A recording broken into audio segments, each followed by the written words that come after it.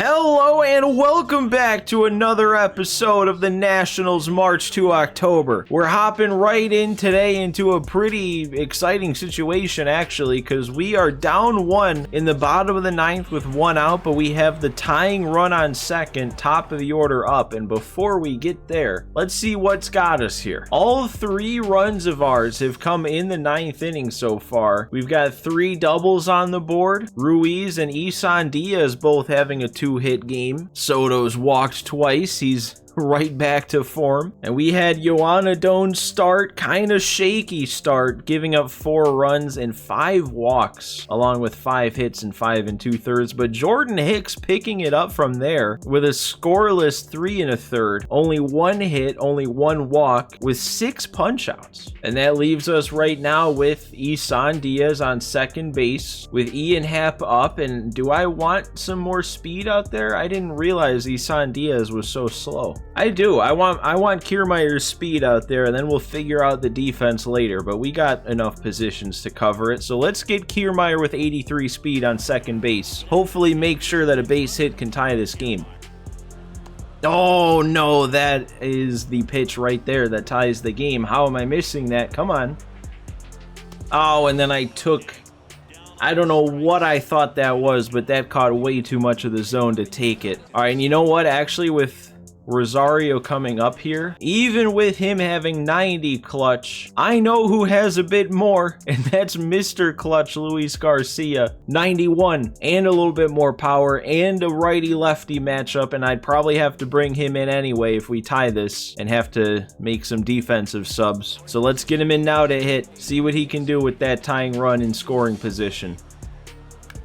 If that drops in, oh, yeah, I mean, sure. I pulled off on that one a little bit, but that couldn't just sink in there and drop. It's going to be another little bit of negative momentum. We are not off to the best start this season. We dropped 3 of 4 to Atlanta. I'm finally ready to accept that first game as an actual loss. And now we're dropping our first game against Detroit, getting a little bit more negative momentum. That's okay, though. I mean, don't forget, we started last season really bad, actually. I think we were like 0-8 to start, so at least we've won a couple games here and there. There was a lot of simming though that happened there, more than I would have liked, and now we're back to scouting. All right, well, it's too early to tell for most of these if they're gonna turn into anything, but what I am gonna do is edit this first base to central. But other than that, we're gonna leave it and move on, and hopefully we're done simming, because like, dude, come on. There we go. All right, we get to play Miami, but we simmed like a week there without playing. We're 4-6, which all things considered, it could have been much worse at this point. See if early on, 10 games in, anybody's establishing a pretty good season here. Happ, couple bombs, over 300 average, 400 on base out of that leadoff spot. Don't like seeing Garcia cold. Soto, a couple homers and a solid average. Meneses, kind of slow start. Ruiz, over 400 batting average. And I don't want to admit that Ahmed Rosario is a failed signing here, but a disappointing season last year, and now he's 3 for 36 to start year 2 of his deal. And Kiermaier's not looking good. All right, well, I guess we'll have to see how everything changes once I start winning games and that momentum flips. Because yeah, even Yoana Doan isn't off to a great start, and that's just not right. I see this is finally the season that Mackenzie Gore is going to settle things down and start looking good. Man, a lot of our starters have struggled enough to the point where Steven Strasburg, out of the long relief role, has literally had the most innings pitched, and he's actually doing good. All right, well, let's just get on with some more game here. This is the 3rd straight one that we'll be loading into down a run, so we got to make a comeback this time. One of these times we got to come back. We got a runner on. Diaz is up with already a homer and a couple driven in today. Cade Cavalli, he's given up 6 runs, but he's also struck out 11. That's all over the place. What else are we loading into here? Happ and Soto both have a 2-hit day. Soto's gone deep. That's about all there is to talk about. I'm gonna leave Diaz in against the lefty. Oh my God. That was a really good pitch. I didn't even think that was gonna be close, but that was all over the zone. And then I chase strike 3. Man, I'm not on today, am I? How about Soto lefty? Can I work a walk? Oh man, up the ladder again got me. Timing was there, I just didn't bring that PC up. I wanted to hit that. It was just higher than I thought. I'll leave Ferguson in. He's 17 pitches deep, but still has a lot of energy. This is my first chance using him, one of our new signings, one of my 3 new signings that I actually signed myself. And that is a nice little ground out to Gavin Sheets. Ooh, and there we go. Cutter ties up the righty there. That was a good pitch.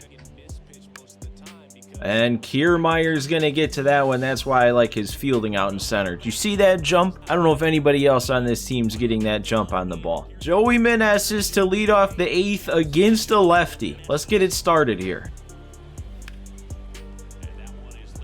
That's just frustrating. All over that, and I just still have the problem of moving the PCI too far down on low pitches. And for some reason, that prompts them to go to a different lefty. Oh my god, I'm just under everything. Doesn't matter if it's low or if it's right where I anchor the PCI, I'm still getting under it. That one I did what I wanted to do and not get under it, and then they were playing down the line like that. So now we're down to 1 more inning at the plate to do something and keep this game alive. This dude, Carlos Torrero, that's another one I forget about. He's up there pretty close to our guy Garrett Doyle over on the Twins, because this is his 2nd year. He's already a 73 overall, still only 19, had a solid year last year, and this one's in the division. So this is that draft pick from back in season 1 that we really have to worry about. I'm gonna go to a different lefty though, not overextend Ferguson here. Did they just say this was Matt Moore's first time in this season? Why has he not pitched yet? This is our 11th game. Well, I guess actually in fairness, it probably took until about the 11th game of last year's postseason before I actually used him in that run. And he's getting a first pitch, but first batter out there on a nice weak little grounder. Okay, knuckle curve gets the swing and miss. And we're getting Luis Ariz down on strikes pretty much right down the middle. Good inning from Matt Moore, and we have to score. Another lefty out of their bullpen. He's their closer, 5 for 5 in saves without a run allowed yet. This seems like a good time to allow that first run, and this seems like a good time to go to the bench. Josh Bell can come in for this matchup here. Maybe he'll hit another perfect home run, just like that first game last episode. Oh, why did that look like a cutter to me? That was a straight fastball. My first thought after I watched that go by was, man, I didn't know he had a cutter. Oh my god, I guess I'm just not hitting today. That pitch confirms it. I do not have it on the sticks here at the plate, because look at that swing. Right down the middle, and I was somewhere else. Actually, should I put in a bit more of an effort here and not just leave Kiermaier in to make the 3rd out? It's gonna hurt the defense if we get to that point, but let's go ahead and get Lane Thomas in. Get a better matchup.